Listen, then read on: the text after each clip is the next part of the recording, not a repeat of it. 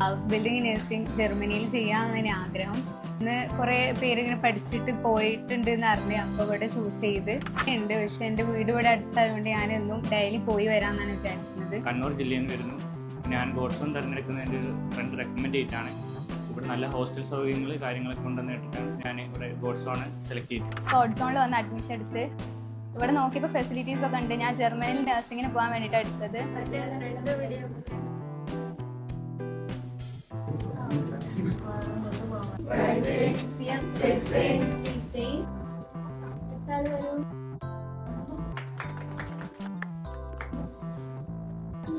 അറിയില്ല.